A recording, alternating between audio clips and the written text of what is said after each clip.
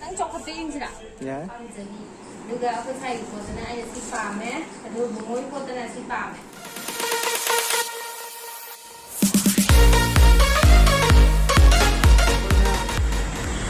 Ngasi marketing tau lah punya ma'am.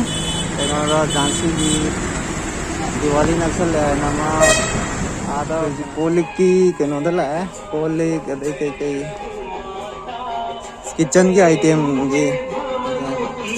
साले पचे खाली कई कई लोगे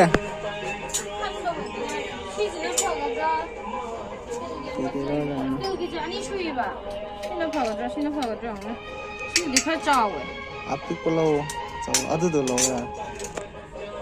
पचे आइटम नी आम थाम में मोय गिजे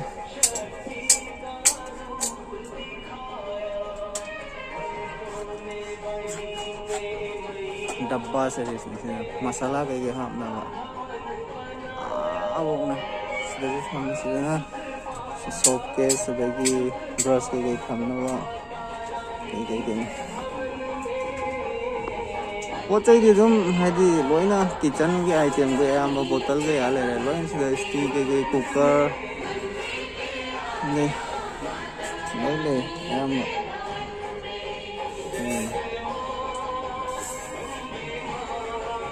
मैं नवरात्रि की लाएगी सही था सीजन कब से रिश्ते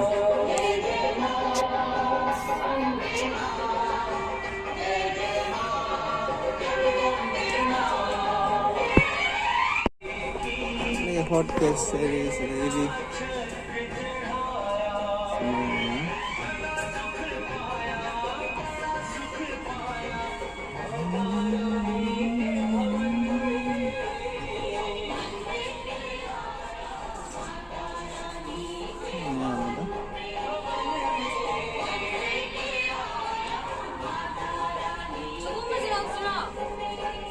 laur na lay dudi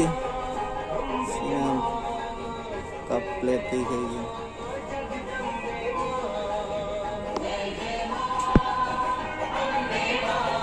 sana ko इसने ट्रायल रूम ने फ्रिज ना मागी गांव नम लोगे न तो ट्राई तो चंगरी थोलकनी दुआ उलके नोई दे हक्चांग जे पुक्से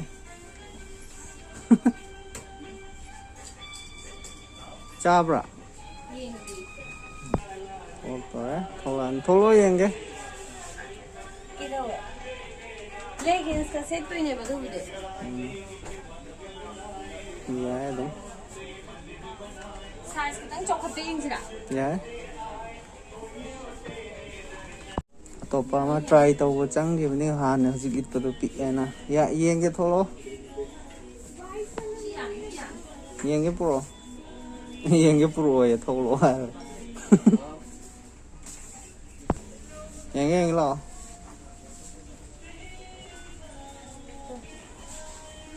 अदुने तो मैं कलर थो इवें हाँ ये जो मंजर अदुने फंसे सही लौरा जा लौरो अदुने फार सोई लौरा नहीं बुमोगी खोंगरा उलोगी तो उन्हें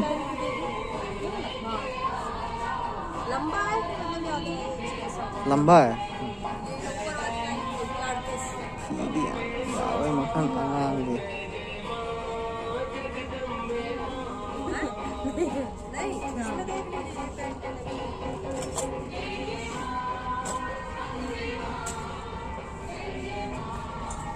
$32, $36, $40, $28 size.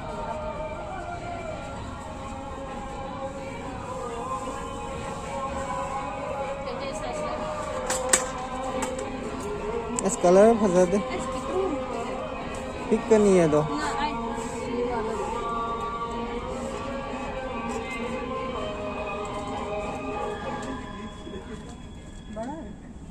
और छोटे दिखा ये आएगा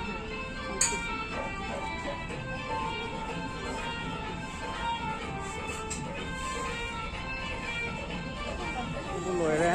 kailan to bill ka alas lagi satlan ni adu kai kai law adu maya ma koi kailan to yum joro ga hajara age bill kailan to hali pan me ade jana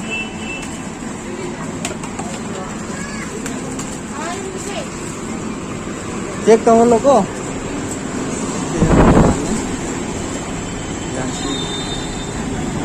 jadi मैं jom yo ko हम kaya tau ra ke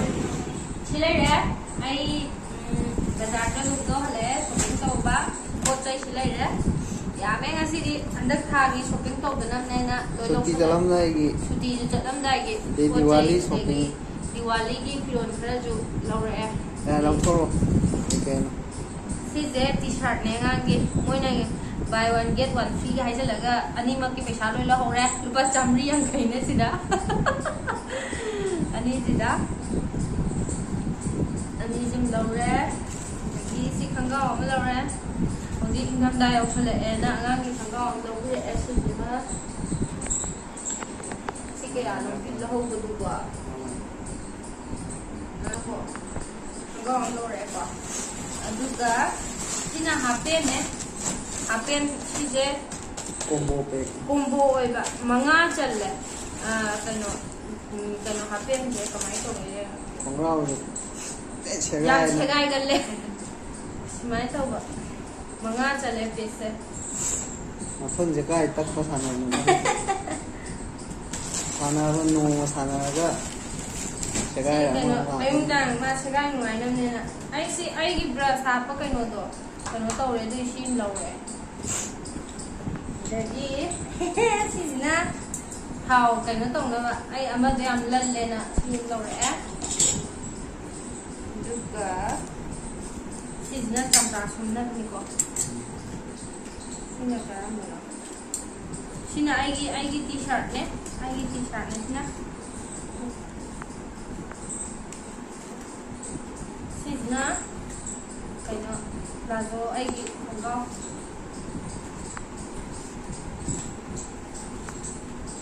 sina tamogi kano siga shat ani lore maju khena ba pot ti mane ye siju buy one get one free ne amaleb da ama hapa do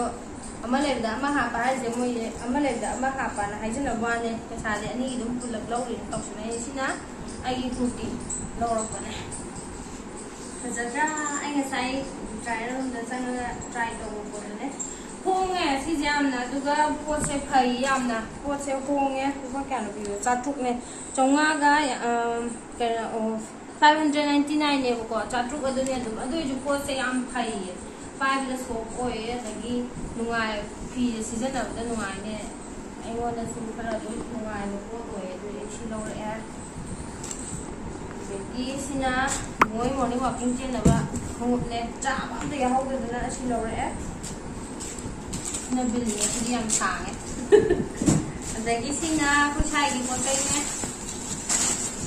lagi moi t-shirt am ju yo si t-shirt sai na mai kam jo t-shirt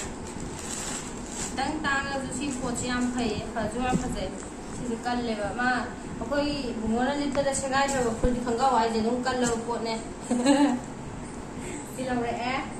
lagi ko chai gi kano kurta ne ko Diwali me agi kurta ne lor pa ne ba po se am phai ye hunga ga po se am pha bai ta re si to design de mamang da design ra ya was mai na ka this mai na design de pura sading mo ye was da kind design ra ha pe ba du ka thagao se de ma mi si blues de si red na mo na phai design da ha je ma le du yang ka na kana du oi du ha di ke ne po ti na phai ta mo du si na ta nge si na lu ba kano chani mu phele ba si na lu ba kano chani mu ta ba si na ne na ka si ma yai da di mu ma na hai ra ga design oi thangao ga si na pura ko ta no ra ga po se yang phai